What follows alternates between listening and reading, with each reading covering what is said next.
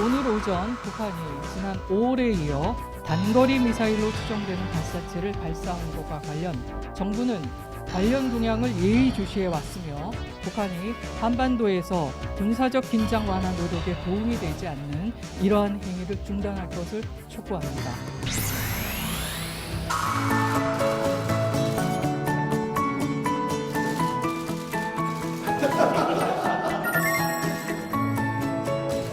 임명장 윤석열.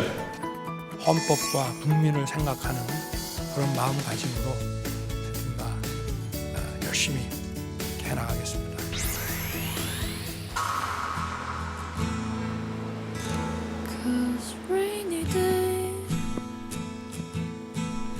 수신료를 거부한다.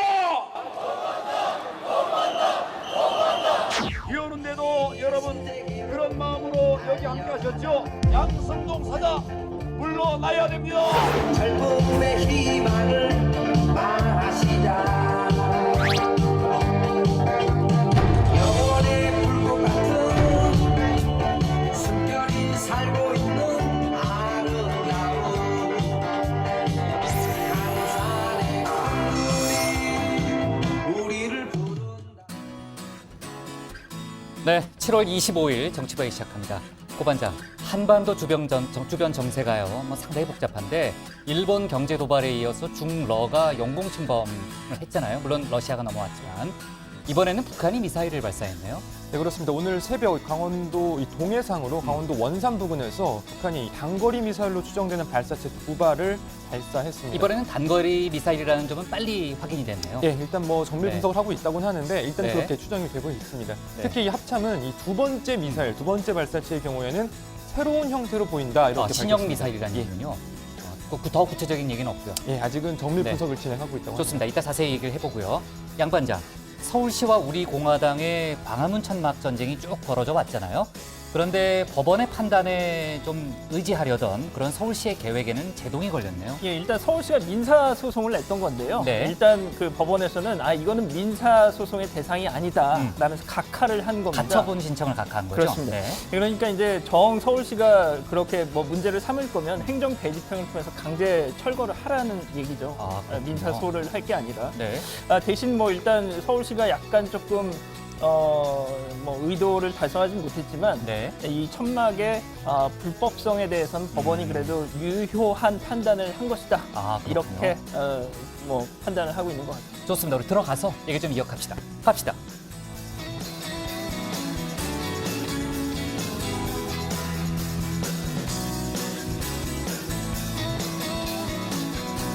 네, 반장들 자리에 앉았으면 정치보이를 시작하죠.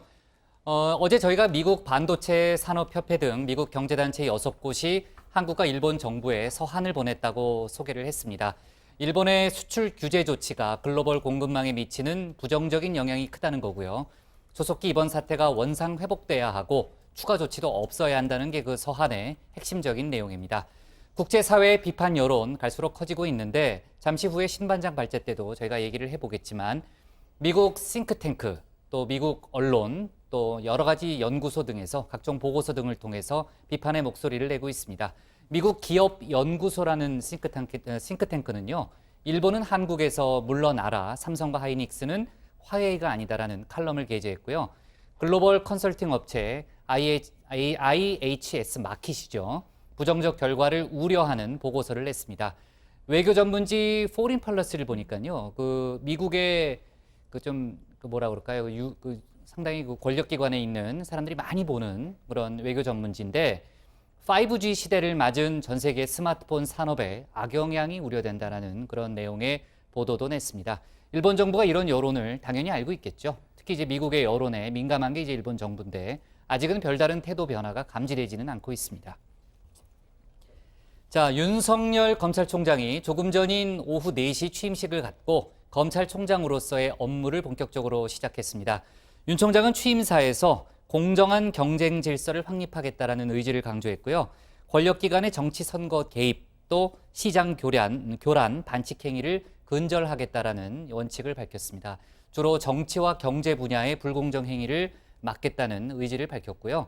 이에 앞서서 오늘 오전 청와대에서는 문재인 대통령으로부터 임명장을 수여받았습니다. 문재인 대통령의 당부 내용 아까 오전에 나왔는데 살아있는 권력에 대해서도 엄정한 자세를 보여달라 이렇게 주문을 했고요. 그래야만 검찰의 정치적 중립성을 국민이 체감할 수 있고 권력형 부패도 막을 수 있다고 강조했습니다. 오늘 임명장 수여식 때 법무장관 후보로 유력하게 거론되는 조국 수석도 함께 했죠. 두 사람의 만남 이루어졌습니다. 아직 영상은 안 나오지만요. 여러 가지 얘기를 주고받았겠죠. 자세한 얘기는 최 반장 발제 때 이어서 해보겠습니다. 네, 그리고 정치 뉴스는 아니지만요. 배우 송혜교가 자신의 이혼 관련해서 악성 댓글을 올리고 허위 사실을 유포한 혐의로 분당경찰서에 고소장을 제출했습니다. 정확히 몇 명을 고소했는지는 아직 확인이 안 되고 있지만 1차로 다수를 고소했다 이렇게 밝혔고요. 추가로 증거를 수집해서 2차 고소를 할 계획이라고 합니다. 송혜교 씨 소속사는 선처나 합의 없이 강경하게 처벌하겠다라는 입장을 냈습니다. 자, 오늘 정치부 회의는요. 먼저 고 반장 발제를 들어보면서 북한 단거리 미사일 발사 소식과 러시아 군용기 영공 침범 관련한 속보 내용부터 짚어보고요. 일본 수출 규제 관련 속보 내용도 이어서 다루겠습니다. 윤석열 검찰총장 취임과 국정원 특활비 관련한 박근혜 전 대통령 항소심 선고 내용도 알아봅니다. 그럼 먼저 고석승 반장의 발제부터 시작하겠습니다.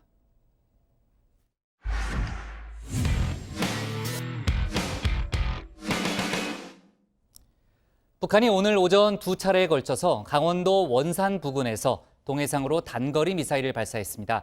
특히 두 발 중 두 번째 미사일은 신형 미사일로도 추정되고 있습니다.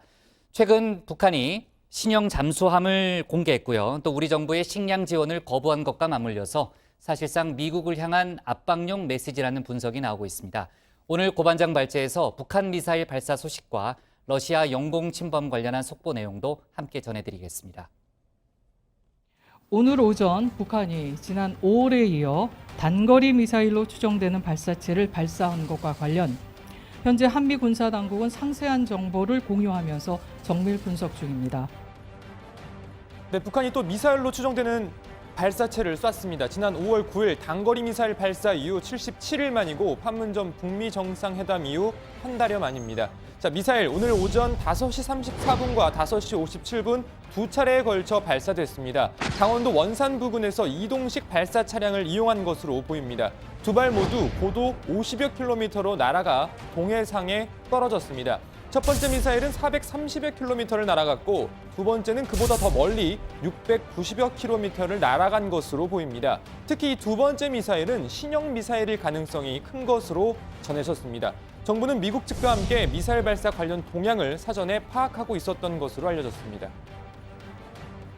정부는 관련 동향을 예의주시해 왔으며 북한이 한반도에서 군사적 긴장 완화 노력에 도움이 되지 않는 이러한 행위를 중단할 것을 촉구합니다. 앞으로 정부는 한미 간 공조 하에 감시 태세를 강화하고 긴밀히 소통해 나갈 것입니다.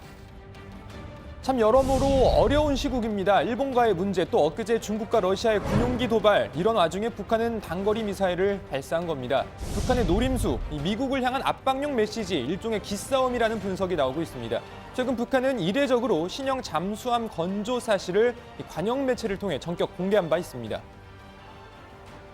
건조된 잠수함은 동해 작전 지역에서 임무를 수행하게 되며 작전 배치를 앞두고 있습니다.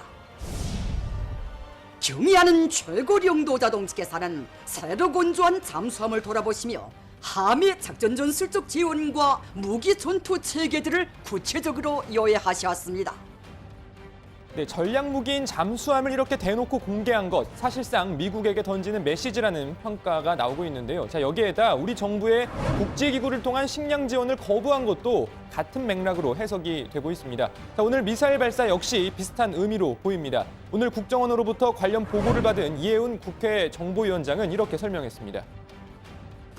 한미연합훈련에 대한 문제 제기, 미국을 향해서, 그리고 비핵화 실무회담 개최와 연계하는 외무성 입장 표명에도 불구하고 계속 미국이 태도 변화를 보이지 않는 것에 대한 불만 표출이 아니겠느냐 하는 것을 이제 보고를 들으면서 저희들이 생각한 겁니다.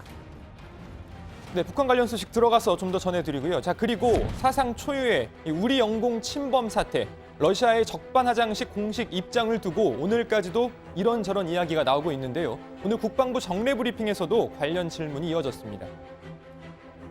어제 그 러시아에서 그 공식 전문이 왔지 않습니까?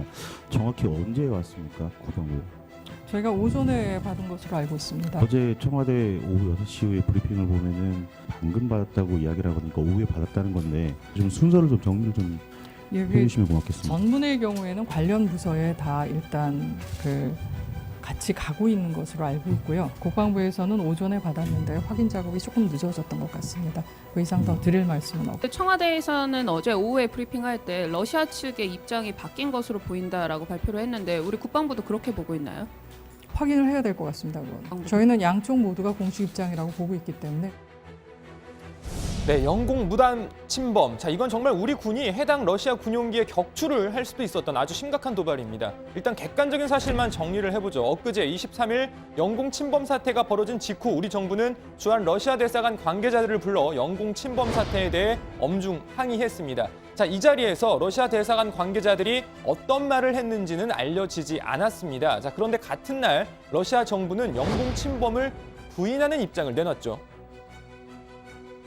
Российские экипажи строго выдерживали заданный режим полета. По данным объективного контроля, нарушений воздушного пространства Южной Кореи и Японии не допущено. Удаление от островов ближайшего к ним самолета авиагруппы составило более 25 километров.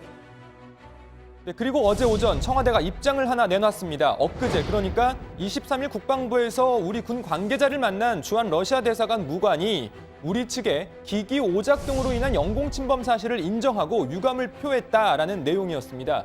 자, 처음 공개된 앞서 보신 러시아 정부의 입장과는 정반대였던 거죠. 자, 그런데 어제 오후 국방부가 러시아 정부가 보낸 공식 입장 전문을 공개했습니다. 러시아 정부는 한국 영공 침범 사실이 없고 오히려 한국 조종사들이 정상적인 비행 경로를 방해했다라고 주장했습니다. 자, 그리고 어제 오늘 이 주한 러시아 대사관 측이 공식 트위터 계정을 통해서 다시 한번 러시아 정부 입장을 강조하고 나섰습니다. 그러면서 기기 오작 등으로 인한 사건이라며 유감을 표명했다고 알린 주장이 실제와 다르다는 입장을 표명하는 바라고 밝혔습니다. 기기 오작동 때문에 영공을 침범했다고 말한 적도 유감을 표명한 적도 없다는 주장입니다. 네, 참 어렵습니다. 자, 일단 오늘 오전 우리 군 당국과 러시아 측의 관련 실무 협의가 있었는데요. 관련 소식도 들어가서 더 이야기해 보겠습니다. 오늘 발제 이렇게 정리합니다. 북한 단거리 미사일 발사, 정부 발사 동향 사전 인지. 네, 어제 청와대의 설명은 러시아 측이 말을 바꿨다라는 차원이었는데 러시아 대사관 측에서도 또 입장을 바꿨네요. 네, 그 얘기는 뒤에 좀 해보고요. 북한 미사일 발사 소식부터 다루고 가겠습니다. 지금 북한이 탄도미사일, 단거리 미사일 2발을 발사했는데 그중에 두 번째 미사일은 신형으로 지금 추정이 되고 있는 거죠? 예, 그렇습니다. 일단 두 발 모두 고도는 50여 킬로미터, 그러니까 50여 킬로미터까지 하늘로 올라갔다는 거죠. 자, 날아간 거리가 다릅니다. 일단 첫 번째 미사일 이 430여 킬로미터까지 갔고요. 두 번째 미사일은 그보다 더 멀리 690여 킬로미터를 날아갔습니다. 자, 군 당국은 이 두 번째 미사일에 대해서 종전에는 없었던 새로운 형태의 미사일로 보인다 이렇게 밝혔습니다. 사실상 신형 미사일 아니냐라는 거죠. 네, 그동안 이제 북한이 발사체를 쏘면 발사체다 미사일이다 공방이 많았는데 이번에는 일찌감치 단거리 미사일이라는 점은 국방부가 확인을 했죠. 조금 전에 양 반장 얘기대로 신형인지 아닌지는 조금 더 분석이 필요한 상황이고 김정은 북한 국무위원장이 직접 참관을 했느냐 안 했느냐를 놓고 여러 가지 또 얘기가 나오고 있잖아요. 최 반장. 네, 어떤 게 맞아요? 아직까지 김정은 위원장의 참관 여부가 정확하게 확인은 되지 않고 있습니다만 우리 군 당국은 이 참관했을 가능성이 높은 것으로 보고 있습니다. 이 합참에 따르면요, 김정은 위원장이 오늘 미사일이 발사된 것으로 추정되는 이 강원도 원산 부근에서 최근 체류하면서 공개 활동을 했던 것으로 파악이 되고 있습니다. 따라서 직접 미사일 발사 과정을 지켜봤을 가능성이 큰 상황으로 보입니다. 네, 북한이 미사일을 쏘면서도 이제 단거리를 택한 거는 또 나름의 의미가 있을 텐데, 아무튼 이 시점에 왜 미사일을 발사했는지 저희가 이제 그걸 분석을 해봐야 되는데, 아무래도 미국 압박용일 가능성이 높아 보이죠, 고 반장. 네, 그렇습니다. 지난달 판문점 남북미 정상회동 이후에 북미 간 실무 협상 이렇다 할 진척이 없는 상황이었죠. 또 최근 북한은 한미 양국의 연합훈련 중단을 요구하면서 실무 협상에 영향을 줄 것이다라고 이름 약간의 이 경고성 주장을 하기도 했습니다. 자, 그리고 잠수함 건조 사실도 공개하고 또 우리 정부가 국제기구를 통해 보낸 식량도 받지 않겠다고 밝힌 바 있습니다. 이 종합을 해보면 실무 협상을 앞두고 일종의 신경전, 기싸움을 벌이면서 미국을 압박하겠다는 의도가 있는 것으로 풀이됩니다. 네, 오늘 국정원으로부터 관련 보고를 받은 이해훈 국회 정보위원장도 비슷한 설명을 했습니다. 자, 이 위원장은 북한이 연합훈련 중단을 요구하며 했던 말이 빈말이 아니라는 것을 경고한 것으로 보인다면서 또 한미 연합훈련뿐만이 아니라 우리 군의 첨단 무기 도입 등에 대해서도 반발한다는 걸 보여주려는 의도인 것으로 생각된다고 말했습니다. 자, 그러면서 이 북한 군부대 사기 진작과 또 체제 결속 그리고 비핵화 협상 등에 대한 내부 불만을 차단하려는 의도가 있는 게 아닌가 이런 생각도 든다라고 설명을 했습니다. 네, 지금 이제 군 당국에서는 5월에 북한이 발사한 미사일과 비교 분석을 하고 있다고 하니까 아마 저희 회의 중에 속보가 더 나올 수도 있습니다. 속보가 나오면은 다시 한번 얘기를 해보고요. 그 다음에 러시아 영공 침범 사태 관련한 얘기로 넘어가 보겠습니다. 우선 오늘이죠. 오늘 우리 국방부와 러시아 정부 관계자들의 실무 협의가 있었는데 여러 가지 이제 내용을 놓고 공방이 오갔다면서요? 예, 일단 오전 국방부에서 말씀하신 대로 실무 협의가 있었습니다. 자, 국방부 국제정책관, 주한 러시아 대사관 무관 이렇게 참석을 했습니다. 우리 국방부는 이 협의에서 러시아 군용기가 독도 인근 영공을 침범했다는 사실을 입증할 수 있는 자료를 제시했다고 합니다. 특히 이 영공을 침범했던 러시아 조기 경보 통제기를 군 레이더로 포착한 그 항적 자료를 전달한 걸로 알려졌습니다. 자, 자료를 받은 러시아 대사관 무관의 반응은 어땠느냐? 한국이 제시한 자료를 본국에 잘 전달하겠다. 본국에서 이 자료를 확인할 것이다. 뭐 이런 반응을 보였다고 합니다. 또 국방부는 러시아 측에 영공 침범 사실 분명히 전했고요. 재발 방지도 촉구한 걸로 알려졌습니다. 네, 우리가 이제 항적 자료 등을 줬으니까 물론 이제 본국에서 확인하겠다라는 답을 이제 러시아 무관이 했지만 사실 본인들도 보면은 대충은 알 수 있잖아요. 예. 그죠? 아무튼 그 시간이 좀 걸리긴 하겠네요. 본국까지 가서 러시아 정부의 추가 입장이 나오기까지를 기다려 봐야 되겠지만 일단 러시아 공식 입장, 어제 약간의 혼선은 있었지만 지금 러시아 쪽의 공식 입장은 명확하게 하나로 나오고 있잖아요. 그러니까 영공 침범 사실이 없다고 주장을 하는 거죠. 네, 어제 국방부가 그 러시아의 전문을 공개한 다음에 이 청와대가 다시 관련 설명을 하면서 이렇게 얘기를 했죠. 러시아의 입장이 달라졌다라고 생각한다라는 언급을 했었는데 어제 저녁에 이 주한 러시아 대사관 사실상 이마저도 부인하는 듯한 내용의 입장을 내놨습니다. 이 대사관 측은 공식 트위터 계정을 통해서 러시아 측이 공식적으로 기기 오작동으로 인한 사건이라며 유감을 표명했다라고 한 윤도한 청와대 국민소통수석의 언급을 인용한 언론 보도를 주시해왔다. 자, 이와 관련한 주한 러시아 대사관은 상기 주장이 실제와 다르다는 입장을 표명한다라고 밝혔습니다. 그러니까 우리 정부의 영공 침범 사실을 인정한 적도 없고 또 유감을 표명한 적도 없다는 겁니다. 네.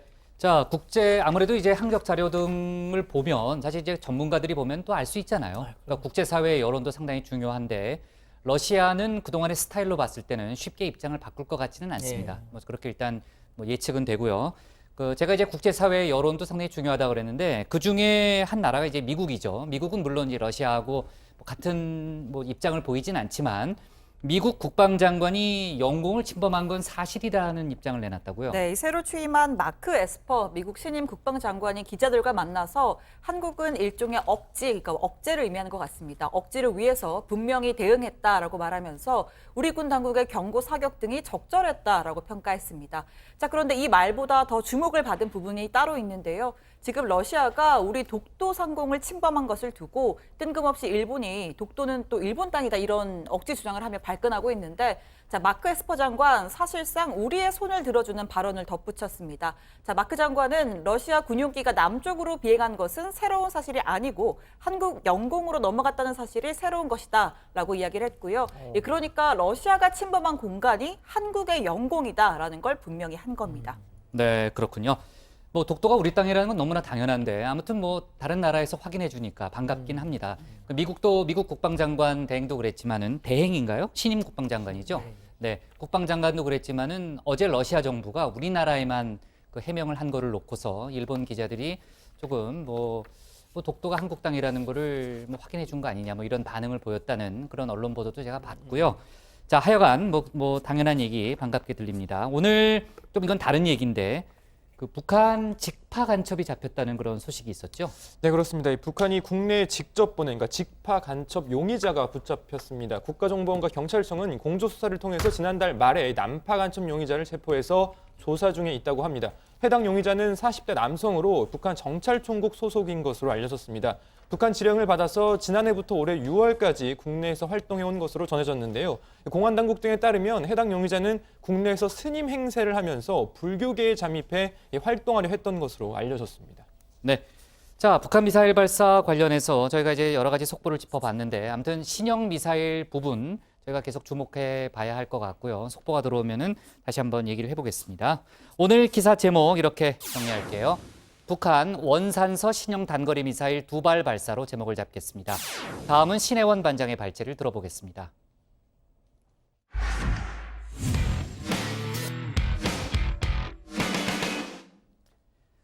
어젯밤 한일 양국이 WTO 일반 이사회에서 맞붙었습니다. 우리 대표단은 일본 수출 규제의 부당성을 조목조목 지적하면서 일본의 고위급 1대1 협의를 하자고 제안했는데요. 일본 측은 구체적인 사유도 되지 않고 회피했습니다. 앞서도 저도 간단히 언급했지만 국제사회에서 일본을 향한 비판의 목소리 역시 커지고 있습니다. 오늘 신 반장 발제에서 일본 수출 규제 관련 속보 내용을 자세하게 살펴보겠습니다. 네, 우리 시간 어제 저녁 스위스 제네바에서 WTO 일반 이사회가 이틀째 회의가 열렸습니다. 자, 일본의 일방적인 수출 규제 조치가 11번째 안건으로 다뤄졌는데요. 우리 정부의 수석 대표인 김승호 산업부 신통상질서 전략실장은 약 10분간에 걸친 연설에서 일본의 조치가 왜 부당한지 또 왜 WTO 규범 위반인지를 조목조목 짚어냈습니다. 특히 명백히 강제징용 판결에 대한 외교적 보복이라는 점을 집중적으로 부각했습니다. Using trade as a political tool was common in the past, and WTO members all know that disrupting trade for political purposes has usually resulted in catastrophic consequences. 네, 이어서 일본의 조치는 이 WTO의 존재의 이유를 위협하는 것이고 또 세계 경제를 혼란에 빠뜨리는 행위라고 강조했습니다. 자, 앞서도 소개한 바 있지만 이 김 대표 후쿠시마 수산물 WTO 분쟁에서 우리나라의 역전승을 안겨준 주역입니다. 이번 사안의 중대성을 고려해서 김 대표를 전격 발탁한 거고요. 자, 일본도 의를 의식한 듯 이 외무성에 야마가미 신고 경제국장을 파견했습니다. There is apparently a paucity of dialogue between export control agencies between the two countries. Maybe that is where they should start. 자, 대화가 부족하다. 그런데요, 이 신고 국장은 회의 현장에서 이 공개적으로 나온 김 대표의 1대1 면담 제안을 거절했습니다. 그럴듯한 이유도 되지 않고 대화를 피한 건데요. 자, 이럴 거면 뭐하러 제네바까지 온 건지. 자, 김 대표는 일본 스스로 떳떳하지 못하다는 걸 증명한 셈이라고 이야기했습니다. Japanese attitude toward the response has been consistent. Either they ignore it or reject it. This morning, at the end of my intervention, I proposed to Mr. Shingo, the Director General of Foreign Economy, to have a direct discussion for this matter. That clearly shows Japan has not confidence or even courage to face what Japan has done. 네, 결과적으로는 전 세계 164개국 대표 앞에서 대화 자체를 거부할 정도로 명분이 없다는 걸 부각한 셈이 됐습니다. 자, 이후 일본 측에서는 신고 국장이 마이크를 잡지 않고 이하라 주니치 주 제네바 대표부 대사가 일본 정부의 입장을 밝혔습니다. 국가 안보를 이유로 한 조치이고 WTO에서 거론하기에 적절치 않다는 기존의 주장의 반복이었습니다. But I just emphasize that the measure taken by Japan is not a trade embargo. It's not a countermeasure against any trade-related issue. it is about the measure taken on the basis of export control. And that is why we believe that it is not an appropriate to be discussed in the WTO. 네, 이 회의에서 구속력이 있는 결론이 난 건 아니지만 WTO 정식 제소를 앞두고 지지와 명분을 확보하는 자리는 될 수 있었습니다. WTO 이사회 의장은 한일 양국이 우호적인 해결책을 찾길 바란다는 입장을 밝혔고요. 다만 중재에 나설 걸로 예상됐던 미국을 포함해서 다른 회원국들의 발언은 아쉽게도 없었습니다. 대신 여러 갈래로 국제사회의 비판 목소리는 커지고 있는 상황입니다. 미국의 보수 성향 싱크탱크인 이 미국 기업연구소가 일본, 한국에서 물러서라. 삼성전자와 SK하이닉스는 화웨이가 아니다라는 제목의 칼럼을 실었습니다. 일본이 위험하고 파괴적인 보복을 하고 있다면서 전 세계 공급망을 혼란에 빠뜨릴 뿐 아니라 특히 5G 산업에서 중국의 지배력을 키우는 결과를 초래할 것이라고 비판했습니다. 자, 지금 유명희 산업부 통상교섭본부장이 워싱턴에 가 있죠. 업계 인사들을 만나서 이번 조치가 글로벌 경제에 미칠 타격을 집중적으로 설명 중입니다. 당장 반도체만 해도 이 아이폰 등 전 세계 최대 35억대 제품에 차질을 빚는다는 분석이 나왔습니다. 반도체를 쓰는 모든 그 제품들에까지 연결될 수 있는 그런 그 세계 경제에 영향을 미친다는 점을 경제통상 분야에 있어서의 구체적인 자료와 사례와 이런 걸 통해서 관련된 인사들에게 설명을 하려고 합니다. 자, 마지막으로요. 이 도쿄 올림픽 위원회가 독도를 일본 땅으로 표시하면서 또 논란이 커지고 있습니다. 이 성화봉송 경로를 소개하는 지도에서 이 서북쪽 끝에 작은 점이 하나 보이죠. 이 이름을 써놓지는 않았지만 위치상 독도입니다. 우리 정부가 바로잡아달라라고 요구를 했지만 일본 정부는 받아들일 수 없다라는 답변을 해왔습니다. 자, 기억나실지 모르겠습니다. 지난해 평창올림픽 때 한반도기에 그려진 독도를 두고서 일본이 올림픽 정신에 반한다 이렇게 항의를 했고 결국 우리가 삭제를 해준 바가 있습니다. 자, 뿐만 아니죠. 일본은 심지어 식탁 위 음식까지 항의했었습니다.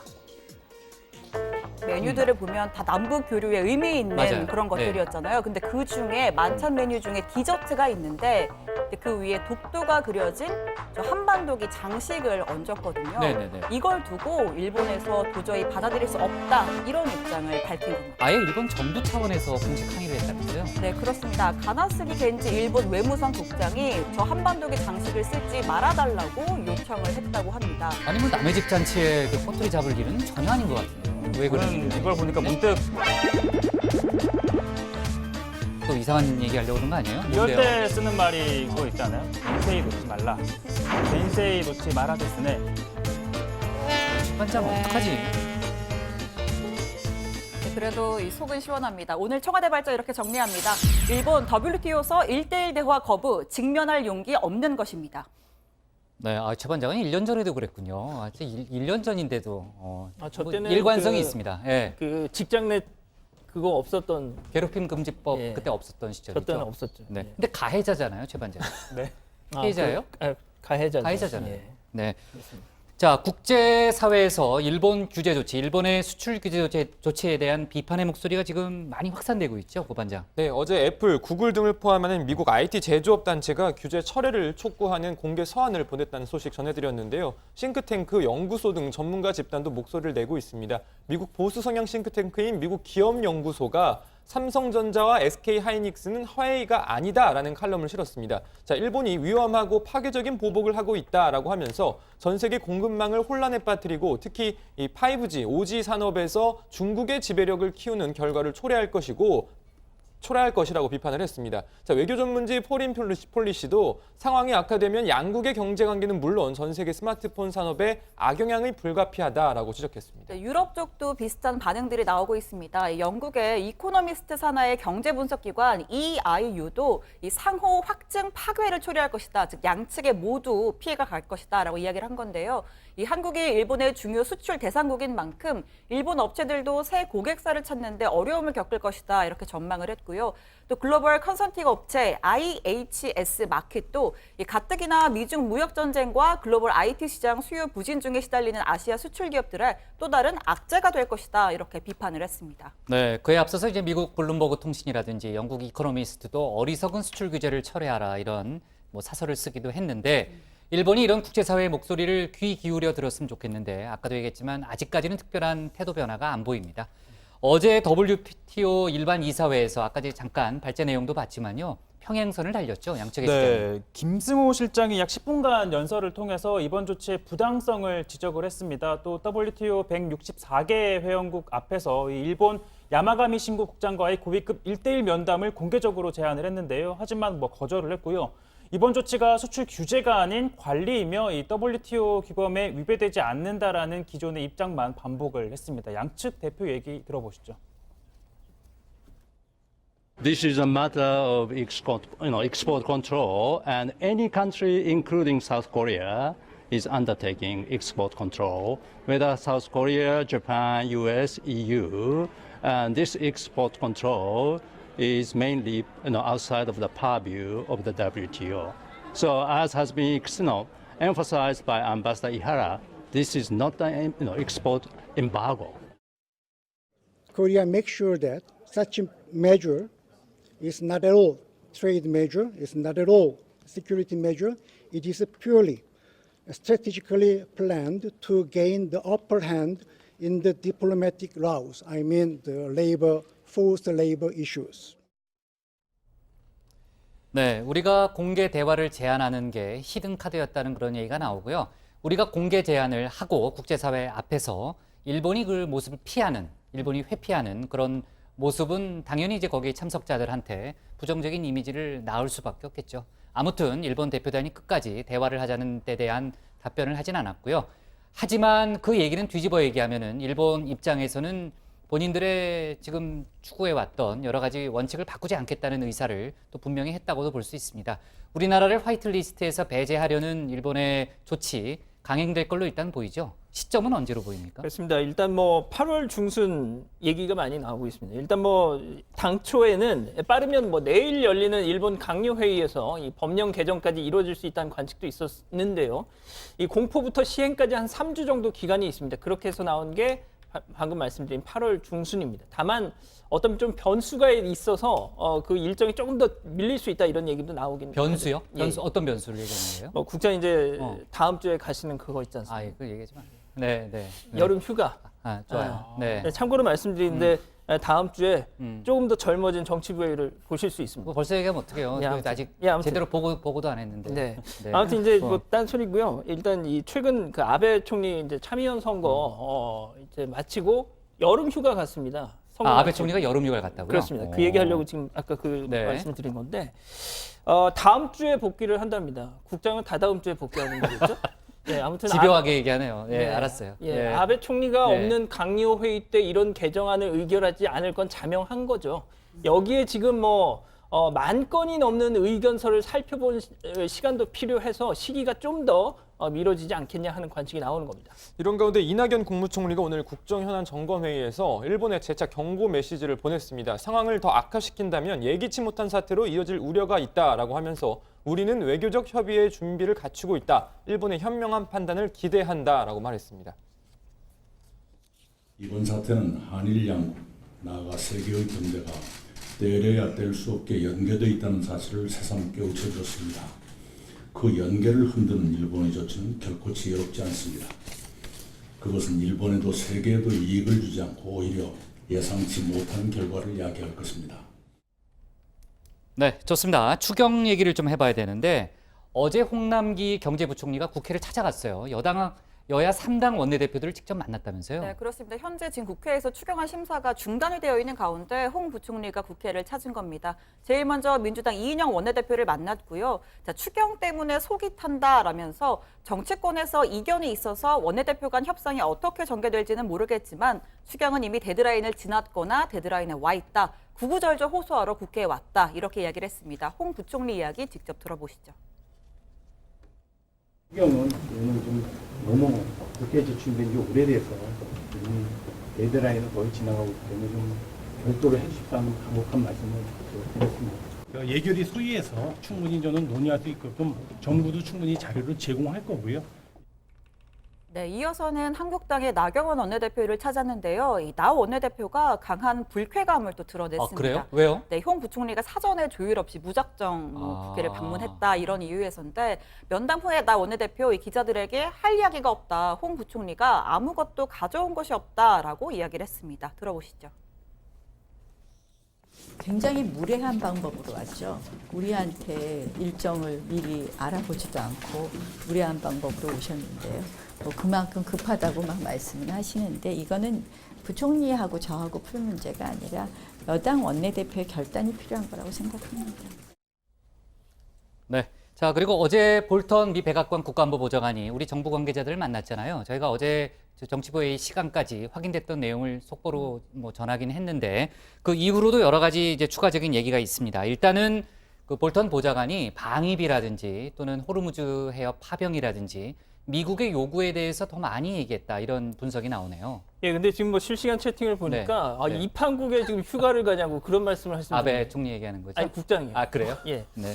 지금 가야죠. 예, 네. 지금 우리 입장에서는 이 러시아 영공 침범과 이 한일 갈등이 시급한 현안인데 이 볼턴 보좌관 이 방위비 분담금 또 호르무즈 파병 이쪽에 더 큰 관심을 보인 걸로 지금 전해지고 있습니다. 정의용 실장, 뭐 정경두 국방장관과 만난 자리에서 이 방위비 분담금 문제를 거론했다는 거죠. 강경화 외교부 장관 만남 후에는 강 장관이 직접 미국 호르무즈 연합 호위 구상에 지지 입장을 밝히기도 했습니다. 한일 갈등과 관련해서 이 발표문에 담긴 내용, 상황 악화를 막기 위해 긴밀히 소통한다. 딱 그 정도에 그쳤습니다. 네, 이 볼턴 보좌관이 우리나라를 찾기 전에 일본에서 고노다로 외무상을 만나고 왔잖아요. 이 오늘 교도통신이 볼턴 보좌관이 당시 만남에서 이 미국이 한일 관계에 적극적인 중재 의사가 없다는 취지의 말을 했다라고 보도를 했습니다. 이 볼턴 보좌관은 한일 관계 악화가 북한 비핵화를 위한 한미일 연대에 악영향을 줄 수 있다면서 이 당사국 사이의 해결을 촉구했다는 거고요. 자, 이어 통신은 이 역사 인식이 얽힌 양국의 문제에 미국은 원칙적으로 개입하지 않는다라는 입장이라면서 일본 정부는 미국의 중재를 원치 않는다는 외무성 간부의 말을 함께 전하기도 했습니다. 네, 좋습니다. 그 뭐 양반장이 아무리 얘기해도 제 일정이 바뀌는 일은 없고요. 오늘 청와대 발제는 이렇게 정리하겠습니다. 어디 갔어요, 양반장? 나가겠구나 벌써. 정부 WTO서 1:1 대화 제안, 일본은 회피로 제목을 잡겠습니다. 다음은 양원보 반장의 발제를 들어보겠습니다.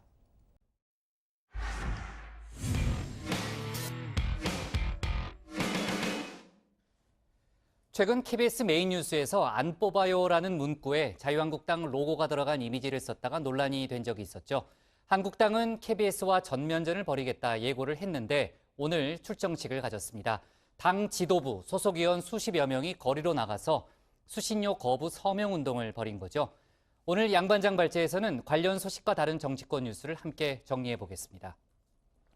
예, 그렇습니다. 오늘 오전이었습니다. 국회 바로 앞에 지하철 9호선 국회의사당역에서 자유한국당 KBS 규탄 집회를 이렇게 연 겁니다. 그 출정식을 가진 겁니다. 자, 뭐 보시는 것처럼 황교안 대표, 나경원 원내대표 지도부 총출동했고요. 국회의원, 당직자 80여 명이 이렇게 모였다는 겁니다. 자, 당장요 이 무대 뒤에 있는 저 백드롭을 한번 보시죠. 문정권 홍위방송 KBS 수신료 거부라고 써 있습니다. 최근 비상경영을 선포한 KBS의 가장 약한 골이 수신료 집중 타격하겠다는 거죠. 특히 본격적인 규탄에 앞서서 의원들 피켓 시위를 했는데 보시다시피 수신료 거부, 편파 방송 민심 조작 각성하라 이런 피켓인데 유독 눈에 띄는 차별화된 피켓을 든 사람 보입니다. 바로 그렇습니다. 김성태 의원. 깁니다. 예, 정권에 부역하는 관제 언론 문 닫아라. 막 이렇게 길게 써 있는데 왜 그런가 했더니 최근 딸 KT 특혜 채용 의혹 보도 KBS가 몇 차례 단독 보도한 때문이라고 하더군요. 자, 본격적으로 규탄 연설이 시작됐습니다. 일본 제품 불매운동 리포트하면서 앵커 뒤에다가 안 뽑아요.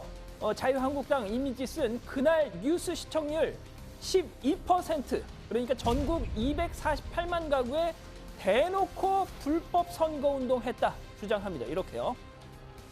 엄청난 규모의 불법 선거운동이 벌어졌던 것입니다. 사과는 찔끔 14초 찔끔 사과입니다. 그나마 그것도 다시 보기 위해서 숨겨놓고 국민들이 못 보겠습니다. 이게 정상화된 공영방송입니까? 자, 이어서 황교안 대표가 직접 마이크를 잡았습니다. 그 평소에 그 중저음 목소리 대신에 이 격정적인 톤으로 불을 뿜었습니다. KBS 내년 총선 직전에 어떤 짓을 할지 모른다면서 이런 우려까지 하더군요.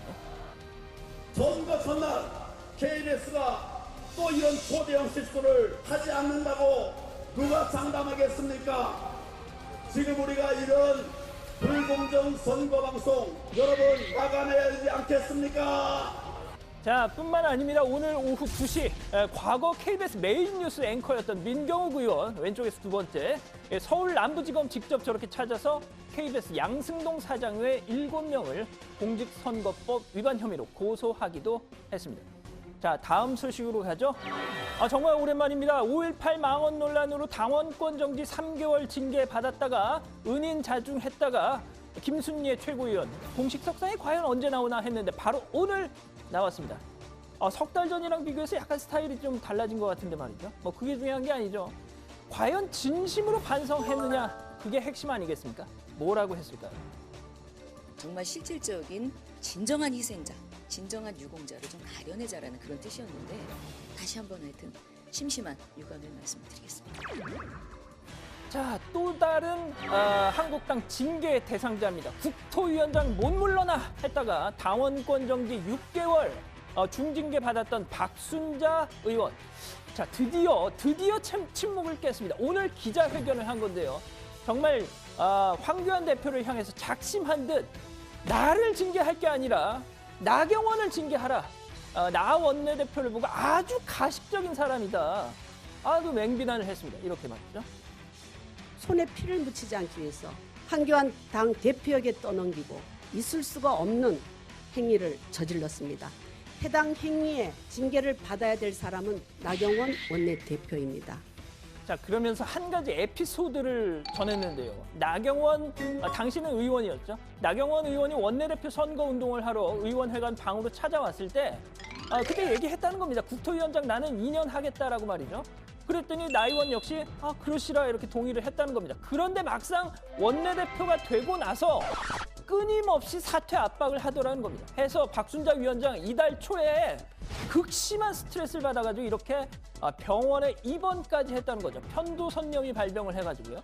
자, 병실에서의 첫날 밤 딸과 함께 잠을 청하려 하던 바로 그때 갑자기 병실 문이 스르르 열리더니 불쑥 밤 10시경 대학병원에 제가 입원한 방에 밤 10시에 찾아왔습니다. 저는 귀신이 나타나는 줄 알았습니다. 깜짝 놀랐습니다. 귀신. 아무리 그래도 귀신은 좀 그러니까 그만큼 깜짝 놀랐던 거겠죠. 사전에 약속 없이 찾아왔으니까요. 예. 자, 일단 현실은 현실입니다. 징계는 현실이죠. 박 위원장, 지금 거취를 고민하지 않을 수 없는 상황인데 기자들이 물었습니다. 이렇게 말이죠. 아직은 고려하지 않고 있습니다. 아직은 그러니까 약간의 여지는 두는 발언 같군요. 자, 그러면 이제 나경원 원내대표 일단 이에 대해서 직접적인 대응은 하진 않고 있습니다만 대신 다른 얘기, 한국당을 향한 여권의 이 친일 공세를 반박했습니다. 민주당아, 누가 누구 보고 친일파라 하느냐 말이죠. 이렇게요. 친일파 후손들은 저 민주당에 더 많더라고요. 한번 쭉 불러볼까요? 제가 이름을 다 불러드리고 싶지만 한번 찾아보십시오. 우리 자유한국당에는 친일파 후손이라고 불릴 만한 분이 없으시고요. 자, 이거 정말 민감한 내용인데요. 인터넷에 나경원 원내대표를 정말 10년 넘게 그림자처럼 따라다니는 에피소드가 있죠. 바로 2004년 초선 의원 시절에 그 일본 자위대 창설 50주년 행사장 갔던 바로 그 사건 말입니다. 이제는 말할 수 있다. 이렇게 말이죠. 제가 그 부분에 대해서는 충분히 정치인으로서 잘못했다고 유감 표시하겠지만 그걸 갖고 무슨 친일파니 하는 거는 좀 정말 너무 어이가 없습니다. 자, 오늘 준비한 소식은 여기까지입니다. 자유한국당이 KBS에 대해서 정말 파상 공세를 펴고 있죠. 일본 제품 불매 운동을 보도하면서 로고를 노출한 것 관련해서 언론중재위원회 정정보도 청구, 또 25억 3천만 원인가? 3천만 원의 손해배상을 청구했는데 25억이면 25억이지 3천만 원은 왜 붙었어요? 네, 당 미디어특위 박성중 위원장이 관련 기자회견을 했는데요. 그 액수가 나온 건 전국 당협위원장 253명에 대해 각각 1,000만 원씩 배상하라는 뜻이라고 합니다. 그러니까 253 곱하기 1,000만 원에서 25억 3천만 원이라고 하는 거죠. 오늘 남부지검에 별도로 형사 고소도 했다면서요? 네, 오늘 이 공직선거법 및 정보통신망법 위반으로 KBS를 고소를 하고요. 또 KBS 1억 원, 그리고 양승동 KBS 사장과 취재기자 등 7명을 상대로 또 1,000만 원씩 민사상 손해배상을 별도로 또 청구하기로 했습니다. 지금 당협위원장 얘기를 했잖아요. 253명 곱하기 1,000만 원이라고 얘기를 했고, 또 당협위원장뿐 아니고 내년에 총선 출마를 희망하는 당원들도 집단소송에 동참할 거라고 하는데 진통이 상당하겠네요, 당분간. 네, 앞서 보신 대로 오늘 KBS 본관 앞에는 KBS 수신료 거부 전국민 서명운동이라고 쓴 피켓을 내걸고 실제로 서명을 또 받았습니다. 이 출정식에서 황교안 대표는 친북 좌파 세력들이 KBS를 점령하고 이 청와대 문재인 홍보본부로 만들어버렸다라고 주장을 하면서 이 자신의 위치를 망각한 채 공개적으로 대통령을 응원한다고 한 사람이 KBS 사장 자리에 앉아있다. 당장 쫓아내야 한다라고 주장을 했습니다. 그러면서 편파 방송을 더 이상 지켜볼 수 없으니 당당하게 시청료 거부에 동참해달라 이렇게 호소를 하기도 했습니다. 네, 근데 이제 수신료 거부라는 말을 뭐 쓰기는 하는데 고 반장, 지금 전기요금에 합산돼 나오는데 가능은 해요, 그게? 네, 일단 이 전기요금 합산 징수 방식을 정하고 있는 방송법 시행령을 근거로 하고 있는데 이 한국당 주장대로 수신료 2,500원을 납부하지 않으면 결과적으로 이 전기요금을 연체하는 꼴이 됩니다. 수신료 거부가 사실상 불가능한 겁니다. 과거 민주당이 야당 시절에도 수신료 거부 투쟁을 한 적이 있었는데 정말 이 수신료 거부 투쟁을 할 생각이면 그 이전에 방송법 시행령 개정부터 해야 한다는 겁니다. 그게 선행되지 않으면 결국 정치적 구호에 불과하다는 지적입니다. 네, 그렇군요. 자, 한국당 박순자 국회 국토위원장 얘기를 해보겠습니다. 오늘 기자회견을 오전 11시에 시작했는데 35분간 마이크를 잡고 있었다고 그래요. 근데 그 이후에도 기자회견이 줄줄이 이제 예정이 돼 있었는데 박순자 의원이 워낙 오랫동안 얘기를 하는 바람에 그 쭉 일정이 미루는 또 점심시간 직전이잖아요. 그런 일도 있었다는데 결국은 박순자 위원장의 얘기는 나경원 원내대표가 약속을 어겼다라는 거죠? 그렇습니다. 일단 뭐 말씀하신 대로 민주당 이해식 대변인도 그 이후에 브리핑을 하려고 기다리고 있었는데 너무 이렇게 길어지니까 빨리 좀 끝내주시죠. 그러니까 누구시죠? 뭐 그런 장면도 있더라고요. 못 알아봤던 겁니다. 민주당 대변인을. 예. 네. 어쨌든 이제 뭐 징계를 받아야 할 사람은 내가 아니라 이 약속을 저버린 나경원 원내대표라는 점을 계속 강조를 했습니다. 자, 홍문표 의원과 1년씩 나눠서 하기로 약속한 바 없고 정 안 되겠으면 나랑 홍문표 의원과 경선을 붙여달라라고 제의를 했는데 나 원내대표 아직까지 모르쇠로 일관을 하고 있다는 거죠. 네, 그뿐만 아니라 또 뭐 이런 일도 있었다고 하는데요. 나경원 원내대표가 한국당 소속 국토위원들을 자기 방에 전부 부른 다음에 이 국토위 회의장에 들어가지 말고 박순자 위원장 사퇴 서명에 사인해라 이렇게 또 했다고 주장을 하고 있습니다. 네, 어쨌든 이제 밤 10시에 병실에서 대화가 이루어졌고 박순자 위원장이 녹취록을 갖고 있고 공개할 수 있다. 이런 보도도 지금 나오는데 본인의 입으로 뭐 얘기한 건 아니고요. 그런 관련 보도가 좀 나오고 있고 지금 박순자 위원장의 주장이고요. 나경원 원내대표는 뭐라고 합니까? 일단 뭐 당연히 주장을 했으니까 입장을 물어봐야 되잖아요. 나 원내대표 뭐 명확한 답은 하지 않은 채 나는 원칙대로 했다라는 입장입니다. 뭐 어찌됐든 지금 박순자 위원장이 당윤리위에 재심을 청구하겠다라고 했으니까 거치 문제는 뭐 그 재심 결과를 본 뒤에 정하겠다라는 입장입니다. 네, 그러니까 원내대표로서 원칙대로 했다는 게 답이군요. 현재까지. 좋습니다. 서울시가 우리 공화당의 천막 설치를 막아달라면서 법원에 가처분 신청을 냈고 오늘 결과가 나왔는데 결과론적으로는 우리 공화당의 손을 들어준 셈이 됐네요. 결과론적으로는. 네, 그렇습니다. 네. 이 서울시의 가처분 신청 내용은 이거였습니다. 우리 공화당이 광화문 광장 천막 설치 금지 조치를 어길 경우에 하루에 1,000만 원씩 지급하도록 해달라라는 이 점유 침해 금지 가처분 신청이었습니다. 자, 그런데 서울 남부지법 우리 공화당이 설치한 천막은 행정 대집행을 통해 실현될 수 있는 문제인 만큼 민사소송의 대상이 되지 않는다라면서 각하 결정을 내린 겁니다. 근데 서울시 입장에서는 천막을 치워도 바로 재설치하고 하니까는 그런 경제적인 부담이라도 지워야 되겠다는 차원에서 가처분을 낸 거잖아요. 네, 그런데 이 법원은 그런 사유만으로 이행 강제금 부과 같은 간접 강제를 할 수는 없다라고 판결을 한 겁니다. 우리 공화당 입장에서는 법원 결정을 환영했겠네요. 네, 그렇습니다. 홍문종 공동대표, 우리가 옳았음이 증명됐다라고 하면서 격하게 환영의 뜻을 밝혔습니다. 우리 공화당은 비가 그치면 다음 주 중에 천막을 다시 광화문 광장 쪽으로 이동하겠다는 뜻도 밝혔습니다. 서울시도 입장을 낸 게 있다면서요, 고반장. 네, 그렇습니다. 서울시는 이번 결정은 법원의 소송 대상이 아니라는 점을 확인한 것일 뿐 우리 공화당의 행위가 불법이라는 사실을 부정한 것은 아니라며 이 행정 대집행도 계속 실시할 것이고 그 비용, 손해배상 청구도 계속 하겠다고 밝혔습니다. 네, 뭐 그 말도 맞긴 맞아요. 예, 그러니까 결과론적으로는 우리 공화당이 웃게 된 측면도 있지만 각하라는 게 이제 본질을 판단한 건 아니죠. 앞으로 또 집행 결과 또 민사소송 본안 소송이 제기가 되면은 다시 한번 그 결과를 지켜봐야 될 것 같고요. 오늘 기사 내용은 이렇게 잡겠습니다. 한국당 KBS의 25억 3천만 원 손배소 청구로 제목을 잡겠습니다. 다음은 최종혁 반장의 발제를 들어보겠습니다.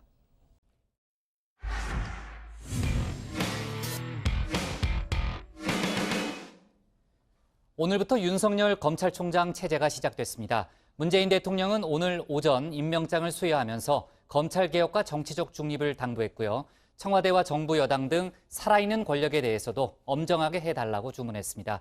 윤 신임 총장도 조금 전 취임식을 갖고 정치 경제의 문제점을 파헤치는 데 주력하겠다는 입장을 내놨는데 최 반장 발제에서 자세한 속보 내용을 짚어보겠습니다. 네, 윤석열 검찰총장의 임기가 오늘부터 시작됐습니다. 자, 오전에는 청와대에서 임명장 수여식이 열렸는데요.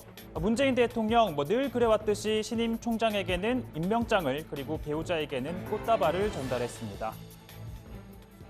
임명장 윤석열 검찰총장의 임명 2019년 7월 25일 대통령 문재인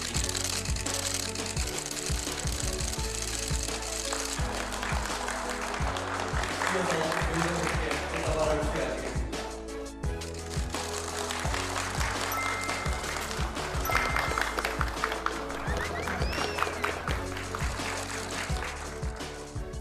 문재인 대통령은 정치검찰의 행태를 청산하고 국민을 주인으로 받드는 검찰이 되길 바란다라고 요청했습니다. 국민의 목소리를 빌려서 공수처 또 검경 수사권 조정을 통해 근본적인 검찰개혁이 이루어지길 바란다고 했는데요.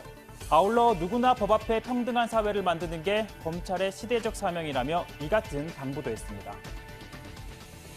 우리 이제 윤 총장님은 사람에 충성하지 않는 그런 자세로 아주 엄정하게 이렇게 처리해서 국민들의 신망을 이렇게 이제 받으셨는데 청와대든 또는 정부든 또는 집권 여당이든 만에 하나 권리권 비리가 있다면 그 점에 대해서는 정말 이렇게 엄정한 그런 자세로 이렇게 임해 주시기를 바라고요. 네, 이에 대해 윤석열 신임 총장은 개혁에 관한 업무를 맡겨주셔서 어깨가 무겁고 막중한 책임감을 느낀다며 원칙에 입각해 마음을 비우고 한 발 한 발 걸어나가겠다라고 답했습니다.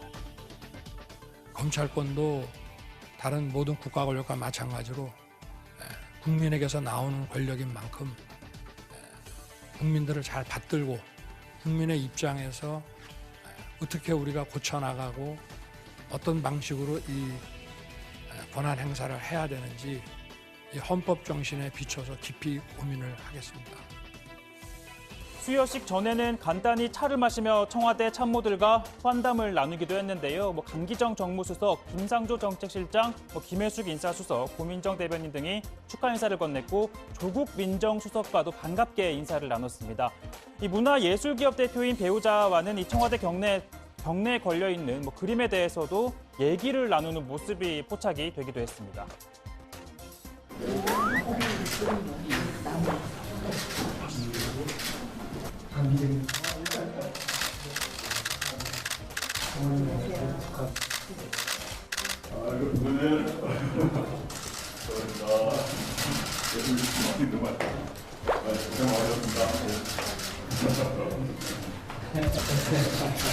진짜 한 번씩 거치고 내가 이게 TV 네. 하시고요. 참고로 조국 수석은 아마 오늘이 청와대에서 근무하는 마지막 날이 될 텐데요. 문재인 대통령이 내일 조국 수석과 함께 정태호 일자리 수석, 이용선 시민사회 수석을 교체할 것으로 보이기 때문입니다. 청와대는 이렇게 내부 인사를 먼저 한 다음 달 초에 대규모 개각을 단행할 걸로 보입니다. 당초 예상보다 다소 규모가 줄어들 거란 관측인데요. 법무부, 보건복지부, 그리고 여성가족부, 농林축산식품부와 방송통신위원회, 금융위원회, 그리고 공정거래위원회 등 7곳 정도가 예상이 됩니다. 지금 법무부는 조국 수석이 확실시되는 상황이고요. 복지부도 김수현 전 정책실장이 사실상 후임자로 내정된 상태라고 합니다. 내년 총선 출마 의사를 밝힌 장관들 중 교육부 유은혜, 국토부 김현미 장관은 이번 개각엔 포함하지 않는 것으로 가닥을 잡았는데요. 후임자 물색에 어려움이 있고 또 해결해야 할 현안들이 많기 때문입니다. 특히 유은혜 장관, 이 재지정 취소 결정이 내려진 자사고를 유지할지 아니면 일반고로 전환할지 최종 판단해야 하는 그 결정권자입니다. 오늘 시도교육청 평가에서 탈락한 11개 자사고 가운데 처음으로 상산고 그리고 안산 동산고에 대한 교육부 심의가 열리고 있습니다. 이 결과를 보고받은 유은혜 장관이 최종 결정을 내리게 되는데요. 유 장관, 빠르면 내일, 늦어도 다음 주 초에는 발표하겠다라고 밝혔고 나머지 학교도 8월 초에 최종 동의 여부가 결정될 것이라고 전했습니다. 오전 청와대에서 임명장을 받은 윤석열 신임 검찰총장, 오후에는 현충원을 참배를 했고요. 그리고 나서 대검으로 첫 출근을 했습니다. 취임식을 열고 본격적인 윤석열호의 출범을 알렸습니다. 경청하고 살피며 공감하는 국민과 함께하는 검찰이 되자고 강력히 제안합니다. 그리고 저는 국민과 함께하는 자세로 힘차게 걸어가는 여러분의 정당한 소신을 끝까지 지켜드릴 것을 약속합니다. 윤 신임 총장은 이르면 내일 인사위원회를 열어 이 주말쯤 고위직 인사를 단행할 거란 관측 나오고 있는데요. 법무부와 검찰 내 주요 보직엔 윤 총장과 연수원 동기인 23기들이 대거 포진하게 될 거란 관측이 나옵니다. 이 전임 문무일 총장보다 5기수가 낮아진 만큼 일종의 집단 지도 체제를 형성할 수 있다는 건데요. 지난 2005년이죠. 노무현 정부 당시 정상명 검찰총장도 취임 후에 연수원 7기 동기들인 임승관 당시 부산고검장을 대검 차장에 임명을 하고 안대희 서울고검장, 이종백 서울중앙지검장을 유임시켜 이 조직을 함께 이끌어 나간 사례가 있습니다. 따라서 첫 인사가 이 윤 신임 총장의 조직관리 능력을 엿볼 수 있는 시험대로 여겨지는데요. 대검 2인자죠. 이 총장을 보좌하게 될 대검 차장엔 강남일 법무부 기조실장이 거론됩니다. 또 윤 총장의 뒤를 이어 서울중앙지검장을 이끌 인물로는 배성범 광주지검장이 유력하고요. 검찰 예산과 인사를 총괄하며 검찰과 법무부 간 가교 역할을 하는 검찰국장은 이성윤 대검 반부패부장이 낙점된 것으로 전해지고 있습니다.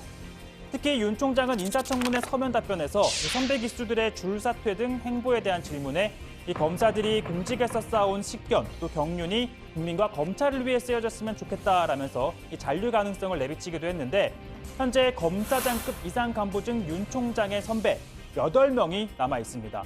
그러니까 이 복잡하게 얽힐 수도 있는 검찰 내부 서열을 어떻게 정리할지도 관심 포인트입니다. 오늘 발제 이렇게 정리하겠습니다. 윤석열호 출범, 문 대통령 살아있는 권력에도 엄정해야입니다. 윤석열 신임 검찰총장이 조금 전인 오후 4시에 취임식을 가졌고요. 아까 제 취임식 장면이 잠깐 나오긴 했지만요. 오늘 취임사에서 어떤 점을 강조했나요? 네, 윤석열 총장은 우선 전임자인 문무일 전 총장에 대해서 따뜻한 인품과 포용하는 리더십으로 지난 2년간 검찰을 이끌어주셔서 감사하다는 말로 취임사를 시작했습니다. 윤 총장은 헌법 제1조를 언급하면서 검찰의 형사 법 집행에 대해 국민으로부터 부여받은 가장 강력한 공권력이라면서 오로지 국민을 위해 쓰여야 하고 사익이나 특정 세력을 위해 쓰여서는 안 된다라고 강조했습니다. 국민으로부터 부여받은 이러한 권한을 이 객관적, 합리적 근거를 갖추지 못한 고소고발 사건에 기계적으로 행사하여서는 안 된다고 밝혔습니다. 그러니까 형사사법제도를 악용하는 시도에 선량한 국민이 위축되는 일은 없어야 한다라고 강조한 겁니다. 네, 또 이 법 집행에서 가장 중시해야 하는 가치는 공정한 경쟁 질서의 확립이라면서 권력기관의 정치 선거 개입, 또 불법 자금 수수, 시장을 교란하는 반칙 행위, 우월적 지위를 남용하는 등 이 정치 경제 분야의 공정한 경제 질서를 무너뜨리는 범죄에 대해서 이 추후에 망설임도 없이 단호하게 대응해야 할 것이라고 밝혔습니다. 자, 아울러 여성, 아동과 사회적 약자를 상대로 한 범죄와 서민에 대한 범죄 역시 우선적인 형사 법 집행 대상이어야 한다고 강조했습니다. 네, 그 4시에 취임식을 했고 그 이전에 이제 오전에 문재인 대통령으로부터 임명장을 받았는데 문재인 대통령의 한 얘기 중에 살아있는 권력에 대해서도 엄정하게 해달라는 부분이 일단 눈에 띄네요. 그렇습니다. 뭐 문재인 대통령이 윤석열 이 검찰총장이 과거에 그런 얘기했지 않습니까? 사람에게 충성하지 않는다. 이 얘기를 다시 언급을 하면서요. 이 권력형 비리에 대해 권력의 눈치를 보지 않는 자세로 엄정하게 처리해서 국민들 희망을 받으셨다라면서 이 살아있는 권력에 대해서도 똑같은 자세가 돼야 한다 강조했습니다. 청와대든 정부든 또는 집권 여당이든 만에 하나 이 권력형 비리 있다면 엄정한 자세로 임해주길 바란다 당부했습니다. 들어보시죠. 참 다행스럽게 생각하는 것이 정부 출범 이후 아직까지는 우리 청와대든 정부든 집권 여당이든 과거처럼 지탄받는 그런 큰 권력형 비리라고 할 만한 일들이 생겨나지 않았습니다. 또 검찰에서도 그런 자세로 임해 주신다면 훨씬 더 우리 공직을 좀 긴장하게 만들고 또 건강하게 이렇게 만들 수 있을 것이라고 그렇게 생각을 합니다. 네, 그러면서 이 문 대통령은 검찰의 변화를 주문했는데요. 정치 검찰의 행태를 청산하고 무소불위의 권력으로 국민위에 군림하려는 것이 아니라 국민을 주인으로 받드는 검찰이 되길 바란다면서 셀프 개혁만으로는 한계가 있기 때문에 근본적인 검찰 개혁이 필요하다라고 강조를 했고요. 자, 이에 대해 윤 총장도 헌법 정신에 비춰 고민을 하겠다라고 답했습니다. 여러 가지로 부족함이 많은 제게 이런 한 나라의 형사 법 집행을 총괄하는 이런 큰 일과 또 개혁에 관한 업무를 맡겨주셔서 어깨가 무겁고 막중한 책임감을 느낍니다. 늘 어떤 원칙에 입각해서 마음을 비우고 이렇게 한 발 한 발 걸어 나가겠습니다. 네, 자 오늘 국정원으로부터 특수활동비를 받은 혐의로 기소됐던 박근혜 전 대통령에 대한 항소심 재판이 있었는데 결과가 어떻게 나왔나요? 네, 서울고등법원은 특활비 상납 혐의에 대해서 이 징역 5년, 추징금 33억 원을 선고했습니다. 박 전 대통령은 재임 중 이재만, 안봉근, 정호성 전 비서관과 공모해서 국정원장들로부터 특활비 36억 5천만 원의 특활비를 받은 혐의로 재판에 넘겨졌고요. 자, 1심 재판부는 국정원장들이 대가를 바라고 돈을 건넨 것으로 보기는 어렵다면서 뇌물 혐의는 인정하지 않고 국고 손실죄만 유죄로 판단해서 징역 6년을 선고했습니다. 하지만 검찰은 뇌물도 유죄로 봐야 한다면서 항소를 했지만 오늘 2심 재판부는 뇌물과 국고 손실죄 모두 무죄로 판단하고 횡령죄를 적용해서 징역 5년을 선고한 겁니다. 이 특활비 상납 혐의에 대한 항소심 판결이 나오면서 지금까지 박근혜 전 대통령의 재판은 사실심은 모두 끝이 났고요. 따라서 현재까지 박 전 대통령이 선고받은 형량 모두 징역 32년이 됐습니다. 네, 자 좋습니다. 윤석열 총장이 취임했기 때문에 앞으로 또 이제 검찰이 어떻게 적폐 수사를 또 이어가는지 저희가 많은 속보가 나오겠네요. 오늘 기사 제목은 이렇게 정리하겠습니다. 윤석열 정치 경제 불공정 행위 단호히 대응으로 제목을 잡겠습니다.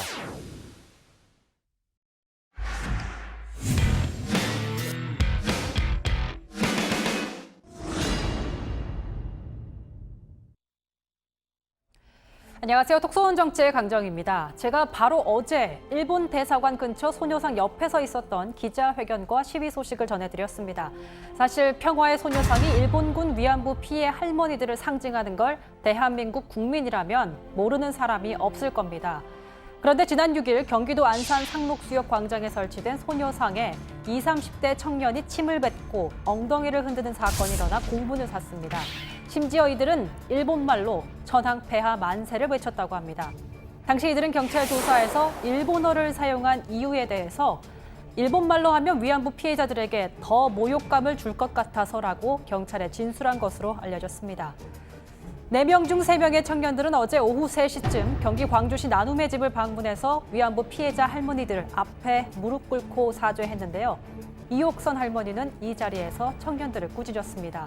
그리고 지난 10일에 열린 수요 집회에서도 청년들의 행위를 비판했습니다. 여기다 들으려니까 누가 지나가면서 동영상 보고 숨질했다는데 왜서 숨질합니까? 그것도 사람인데 당연히 보기는 사람 같지 않지만은 그것도 사람이 살아있는 통상입니다. 우리는 이렇게 같은 고통을 받고 왔는데 왜 동영상에 대해서 숨질합니까? 왜 사람 같지 않습니까? 하지만 할머니들은 결국 앞날이 창창한 청년들이라며 용서하겠다고 했습니다. 이에 앞서 다른 한 명은 지난 20일에 아버지와 함께 나눔의 집을 찾아 용서를 빌었다고 하는데요. 할머니들은 이들에 대한 고소도 모두 취하하기로 했습니다. 상록수역에 있는 평화의 소녀상은 2016년 8월 15일 제71주년 광복절을 맞아 세워진 겁니다. 거리 캠페인과 크라우드 펀딩 등을 통한 시민 참여로 건립됐습니다. 자, 이런 의미 있는 소녀상에 침을 뱉고 일본말로 천황폐하를 맺혔다고 해서 처음엔 일본인인 줄 알았는데 알고 보니 한국인 청년들이란 사실이 더 큰 충격을 줬습니다. 그리고 처음 사건이 알려진 직후에 할머니들이 사과만 하면 모욕죄로 고소하지는 않겠다고 했는데도 이들 중 한 명은 차라리 벌금을 물겠다고 말한 것으로 알려지면서 더욱 공분을 사고 있습니다. 게다가 또 다른 한 명은 구구 커뮤니티 사이트에 소녀상에 침 뱉은 사람이란 제목으로 안산 상록경찰서 앞에서 찍은 사진을 게재했는데요. 특정 커뮤니티 사이트에 회원을 뜻하는 손동작을 찍은 사진도 올렸습니다. 그러면서 형사한테도 얘기했다. 무조건 일본을 반대할 게 아니라 좋은 건 받아들이자고. 침 뱉었던 형은 교도소 갔다. 나라 꼬락선이 잘 돌아간다라는 글도 함께 게시했습니다. 이 청년뿐 아니라 다른 청년들도 한 방송사와 인터뷰에서 일본의 구구주의자나 친일 행각을 옹호하는 사람들과 비슷한 주장을 했습니다. 조형물 때문에 반일 선동을 해서 한일 양국 관계가 틀어지고 좌파 성향의 사람들이 정치의 소녀상을 이용해 사람들을 개돼지로 만들어 분노가 끌어올랐습니다. 고한말 조선시대의 사상을 갖고 있는 것이 문제입니다. 옛날 일본의 근대화라든가 성숙한 시민의식을 본받자라는 생각을 갖고 있습니다. 우선 청년들의 사죄로 이 사건은 일단락 지어졌지만 지금도 구구 커뮤니티 사이트에는 위안부 피해 할머니들을 모욕하는 글뿐 아니라 최근엔 일본 제품 구매 운동을 실천했다는 글들이 올라오고 있습니다. 일본의 경제 보복 조치에 대해 다양한 생각은 할 수 있겠지만 위안부 피해 할머니와 소녀상을 모욕하는 행위가 반복되지 않기를 바라겠습니다.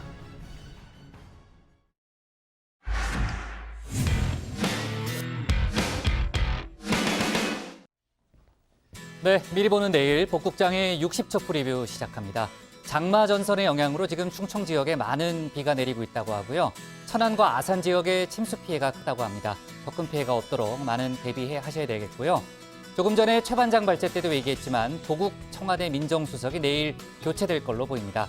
조금 전에 취임식을 가진 윤석열 검찰총장의 경우에는 내일 인사위원회를 열고 후속 간부 인사를 내릴 가능성이 높다고 하는데 내일 정치부회의에서 두 가지 속보 자세히 다루겠습니다.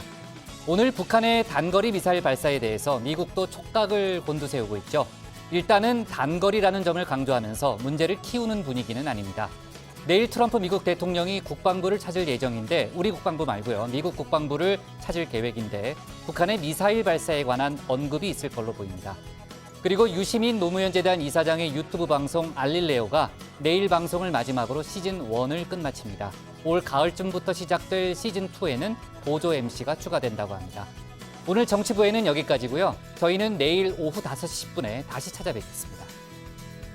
네, 수고했습니다. 여기도 지금 여기도 서울도 비가 오죠? 안 와요? 아직은 안 나가봤어요, 형님. 예.